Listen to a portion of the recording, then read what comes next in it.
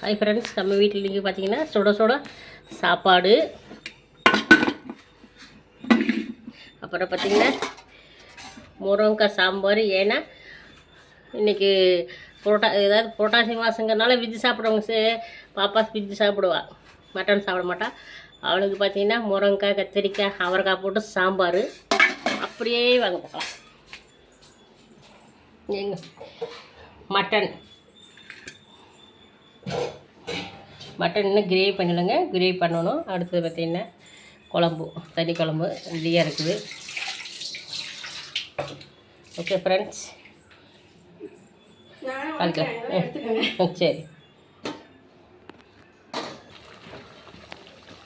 பாருங்கள். Mutton gravy, mutton சுக்கா ரெடியாக இருக்குது. இப்போ பெப்பர் தூவிக்கலாம். மட்டன் சுக்கா பெப்பரா? பெப்பர் சுக்கா, பெப்பர் மட்டன் சுக்கா. அடுத்தது கருவேப்பிலை போட்டு ஃபைனல் பண்ணிக்க வேண்டியது. மல்லித்தலை போட்டாலும் போடலாம், அதெல்லாம் இருக்குது, போட்டு கொஞ்சம் அது இதாக கட்டும். கருவேப்பிலை இதெல்லாம் போட்டோம். ஓகே, அது கொஞ்சம் பார்த்தீங்களா வாசனை எப்படி வருது? நல்லா சும்மா இருக்குது. பெப்பர் போட்டாங்க, பெப்பர் போட்டு கருவேப்பிலை போட்டு அது ஒரு ஃப்ளேவர் நல்லா இருக்கும். ஓகே, இப்போ கொத்தமல்லி தலை போடுறோம். நம்ம கொஞ்சம் கிரேவி மாதிரி வேணுங்கிறனால அப்படியே விட்டுருலாம். இல்லை சும்மா வாசனை வச்சுக்கலாம். நம்ம கொஞ்சம் கிரேவி மாதிரி தான் வேணும். அப்புறம் பாருங்க, இன்றைக்கி மட்டன் கொழுப்பு கறி வேண்டியங்க மணியா.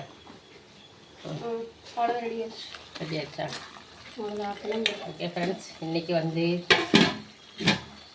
சண்டே 27ஆம் சண்டே பேசலாம். நம்ம வீட்டில் பார்த்திங்கன்னா மட்டன் பெப்பர் சுக்கா.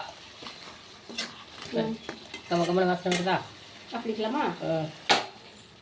ஏன்னா வெஜ்ஜு சாப்பிட்றவங்களுக்கு சாம்பார் சாதம், நான்வெஜ் சாப்பிட்றவங்களுக்கு மட்டன் பெப்பர் சுக்கா. ஓகே ஃப்ரெண்ட்ஸ், வாங்க ஃப்ரெண்ட்ஸ் சாப்பிட்லாம்.